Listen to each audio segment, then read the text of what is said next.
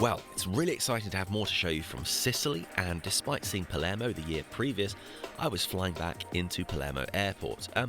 For a good primer, we made an episode on Palermo which I was pretty happy with, and yet it seemed to fall into the crack down the side of the sofa of YouTube where, for reasons unknown, they basically just declined to put your stuff in front of anyone. So yeah, with these new episodes, we've got enough to put them into an Italy playlist, but probably go back and watch the Palermo episode for an introduction to Sicily, plus we're going to reference it a bunch.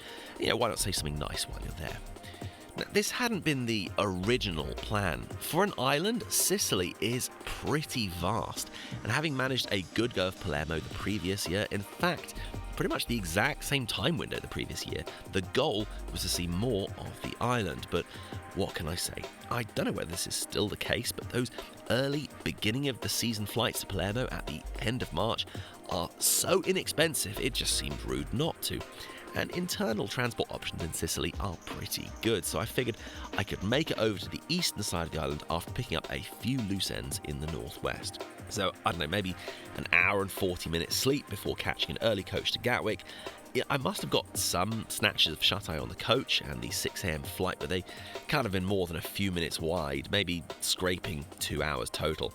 Now, we're getting to Cefalu soon, but just some context, it was pretty much just an afternoon in Palermo and a couple of loose things. Well, the footage isn't going to take itself, though last trip I'd managed to get pretty good coverage, so for this first day, I didn't want to just be capturing all the same things. It was definitely a hurry up and wait type trip. Having left the house just before 1 a.m, I wasn't actually free to take a breath and see what I wanted to till about 12 hours later, low-angle Sicilian flag shot. Anyway, after a slightly sweaty scramble for a less than easy to locate bus, it was with considerable satisfaction I stepped off in Monreale. Yeah, on the 2022 trip, we just briefly caught this before, but couldn't go inside. And inside is... yeah. So that's one of the finest examples of Normanno-Byzantine mosaic we have. The whole interior is covered in these incredible gold mosaics. In the last episode around Madrid, we talked about Toledo and how for a time this became a unique crossover point where the Arabic population was able to peacefully collaborate and exchange ideas with the Christian West, leaving the Christian kingdoms much richer for it. And while we have to be clear-eyed about these time periods, claiming that everyone was 100% peaceful all of the time and they all held hands and sung about buying the medieval world a Coke, yeah, sure. But Arabo-Norman Sicily was a comparatively brief golden age. Before, sadly, in successive centuries, Sicily would be passed between different kingdoms, powers, and generally neglected and underappreciated. But for a few decades, the Norman rulers had enough appreciation of both the Islamic and Greek legacy on the island that Palermo became this oasis of cross-fertilization between these communities in artwork, academia, and architecture, all of which is what makes Palermo and the surrounding regions so special. Well, yeah, walked out of there feeling pretty incredible. It got even better too, after a quick sit down with an espresso and a beer to enjoy the feeling of having finally arrived. A remarkably askew beer, leaning at an implausible angle thanks to the table on the cobbled streets below. Also got to see these cloisters, which was genuinely one of the most beautiful and serene places on the entire trip. Quick supercut to enjoy these.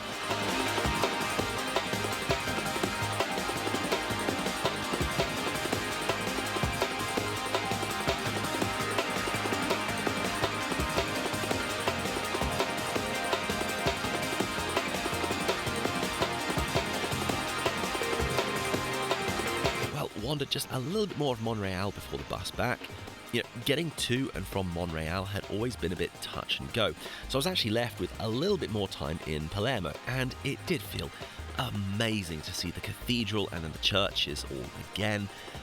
I hadn't noticed this last time, but there are cameras absolutely everywhere on Sicily, like every single side street, nook and alleyway, at least in theory, has a camera trained on it. I mean, goodness knows who or where this footage is being monitored, if even at all.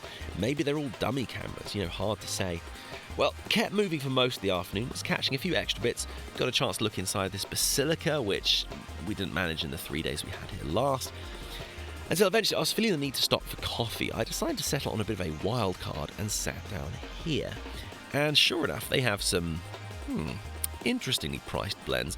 This wouldn't normally be my attitude, but having the audacity to charge upwards of a fiver goaded me into trying something a bit different. And to be clear, this isn't just like London or Mykonos that, charges a fiver or upwards for espresso because they think you're too rich and stupid to notice. These guys are definitely up to something here. So, because we want to do good science, on our right is our control. That's a house blend Arabica for $2.50, and on the left, the Hawaiian, because sure, why not? The Hawaiian had a very unusual flavour, almost like a sort of hint of liquor, maybe with like a bit of fig or apple, but, coming through very strongly. The right-hand side, more prosaic, would be happy with it, but it doesn't sort of leap out in flavour. Yet the Hawaiian was one of the most unusual blends I've ever tasted. Whether it's worth a fiver, hard to say. I decided to check the menu again, and it made sense. I'd ordered the Hawaiian, but instead it seems like I'd got this. Okay, well that would definitely explain the rum notes, which now seemed obvious. Didn't bother correcting the record, was fun to try something different. Anyway, stopped off a short way away for a cannoli. Now, I know this looks a bit gross on camera, but this pistachio cream stuff is hard to get in the UK, and it's kind of a thing over here. And look, don't get the scale wrong, these things are huge. Like, look at it in my hand. It's dessert as a main course. You'll be left with very little room for much else. Well, with just under an hour to kill before the train, I tracked down the brewery where we'd had a bit of a messy night last year and had a coffee porter.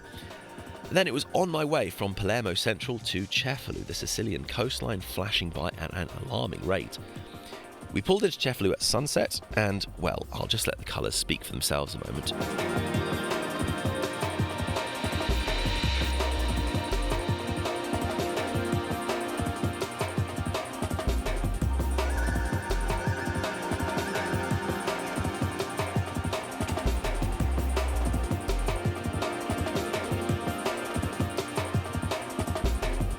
Didn't leave time to do much that evening, but got to a remarkably nice Airbnb near the water, did wander out for a bit of an explore at dusk. It was all very exciting. So, cut to morning, and okay, so this is all very nice, but why here? Well, Cefalu is a small town on the north coast, about an hour away from Palermo. We've already gushed about Arabo-Norman architecture, and the highlights are all part of the UNESCO inscription, which includes all of this around Palermo, then Monreale Cathedral, and a bit of an outlier by distance, this in Cefalu. And it's absolutely gorgeous. Just look at it, a fusion of Romanesque with much more exotic motifs. However, the town of Cefalu was doing a pretty good job of stealing the show between the beach and the waterfront and the historic streets. I've got to hand it to them. The streets of Cefalu are extremely beautiful and chill. After the rush and, well, rubbish of Palermo the previous day, this feels like a different country, and I have way too much footage just to cut there, so going to go for another supercut.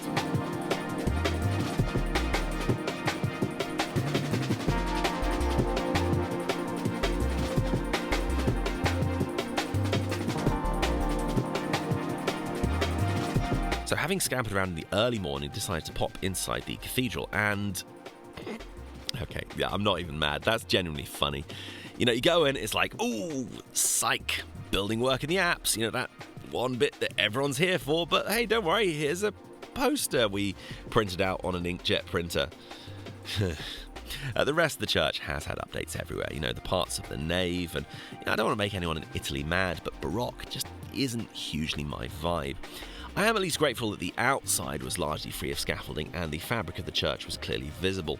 Yet bear in mind that this in Sicily was definitely my second pass, but was chuckling to myself as I left the church like, oh no, don't tell me I have to come back here sometime. Oh, anything but that. It's not happened yet, but yeah, this gives an excellent excuse just to wind back to Cefalu in the not too distant future. Okay, quick espresso in the square.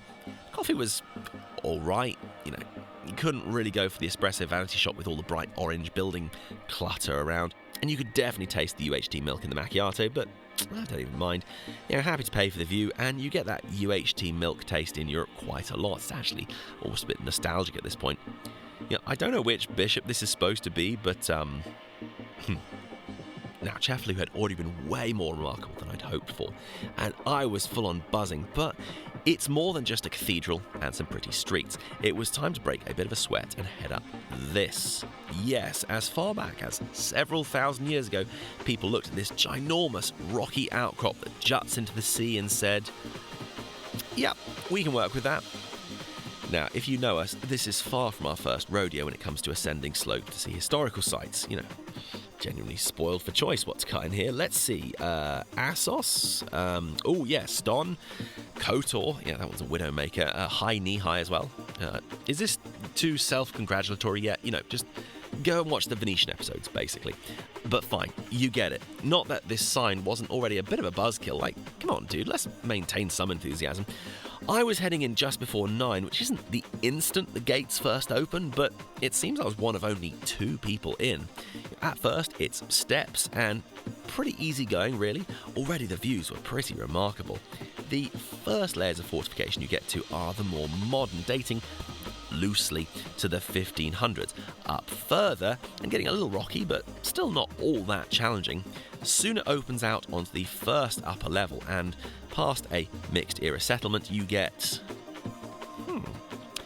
So this is the Temple of Diana, though some quotes needed there. This is an enigmatic mix of ancient Cyclopean masonry, which somewhat evades precise dating, and mixed with later structures like this apse. You also have walls that offer incredible views back down to the town below. The fortunate part about going in early, the slope itself is shading you till at least about 10 a.m. Now, the next stretch is a bit less chill. Before long, the castle at the very top of the rock comes into view, and finally, this is your reward. Unparalleled vistas along the North Sicilian coastline. Thanks to the volume of mosaics completed under the Normans, you could be forgiven for thinking that Sicily has quite a prominent Byzantine history. But Byzantine rule on the island gradually collapsed with the North African invasion, which it took the greater portion of the 800s to complete, but by the 900s, Byzantine control on the island was shattered, and though the significant population of Greek speakers was left behind on the island, it was destined to be under Arabic, or to be precise, Aghlabid, rule for the next 150 years until the arrival of the Normans. Up here on the highest point of the Rocca, while this fortress likely got a remodelling in the 1100s, it's Byzantine in origin. And there's remains from the Byzantine settlement all over the slope, whether it's the cisterns for storing water or the addition to the Temple of Diana. Hey, if it's apsidal, it's consecratable, right? And some of these buildings, though, they have had later adjustments, so, pinch of salt. This is the Church of St. Anne from, the 800s in theory, but what do you think? Do you think it's made it through to the early modern unaltered? Sorry, I'm forgetting my audience, but that's actually not an unreasonable question at all. I'm not an authority, but you see enough churches from 1,000+ years ago, and not a small number of artillery fortresses from 500 years ago, you do develop a bit of a nose for this.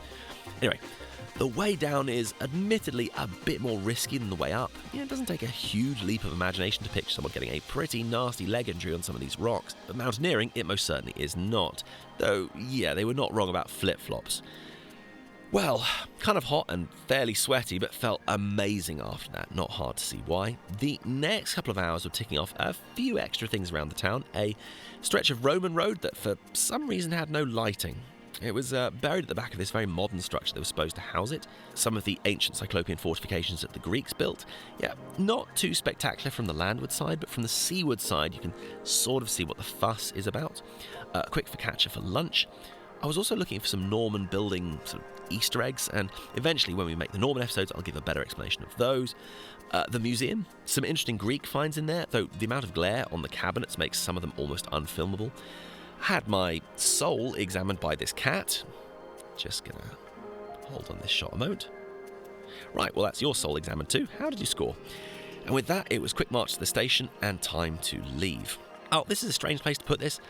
Still find it odd that you sometimes can, and in a few places do, need to walk across the railway tracks at stations in Italy.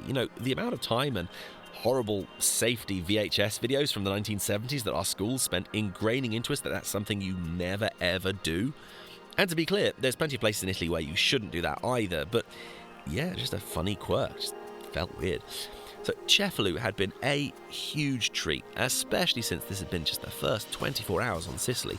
And this was just the beginning. We're going to need several episodes to recount all of it. But while, yeah, we put Cefalu on the thumbnail, We've also had the excuse to put in Palermo and Monreale, and yet this also seems like the best place to put in a town about halfway between Cefalu and Palermo. So a short train journey back on a western heading.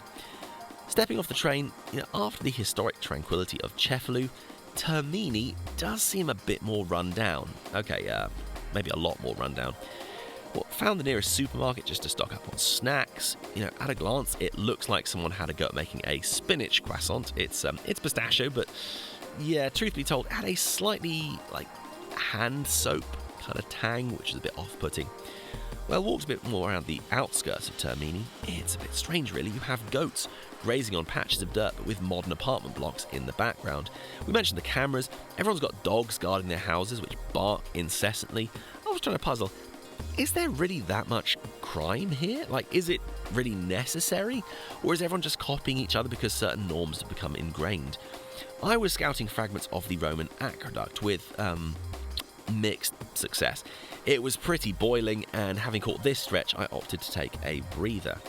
So just a little bit outside the town, sat on a wall and just pondered about Sicily for a while, particularly the economic situation.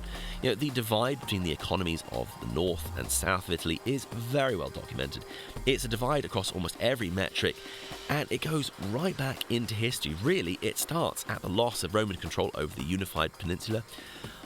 I had this wrecked Fiat for company, and the wall I was sitting on, like many in Sicily, had its plaster crumbling away to reveal the rusty steel rods. And this, believe it or not, was a pavement. The island is excessively beautiful. It's unreal. And unless it's not abundantly obvious, I was feeling incredibly positive about the place, never more so. Now, I'm well aware that natural beauty is not a predictor of economic success, but honestly, despite knowing the theory and the data, I still don't get it. There's the litter and the fly tipping, but that's not unique to Sicily. There's all the derelict buildings and just a general sense that if there's a problem, it won't get fixed. There's lots of indications about what the law is, but increasingly the signs seem a bit desperate, as if they know they're going to be ignored. And this is not to criticise the Sicilians themselves. I'm sure they're out there, but I've not yet met a rude Sicilian, only kind, generous, helpful and cheerful ones. The sort that if you've made some sort of tourist, non-Italian speaking mistake, will actually be very gracious in helping you out. I just genuinely feel sad. I actually sort of dig the old buildings aging less than gracefully look, but it makes me really sad that the residents here are not able to live somewhere that's demonstrably thriving and moving forward.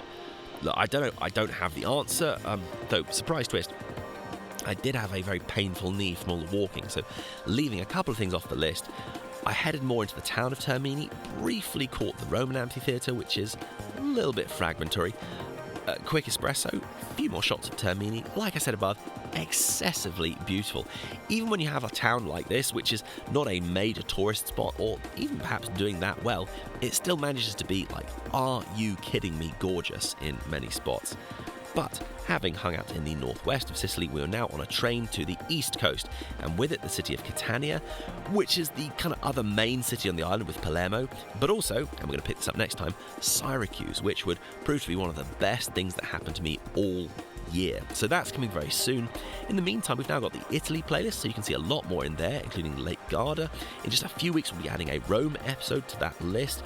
There's a lot more besides too. We just wrapped up a series on the Cyclades in Greece, and there's a whole load to see in the Greek playlist, or you can see down the Adriatic to Croatia and Montenegro and much, much more in the Balkans playlist.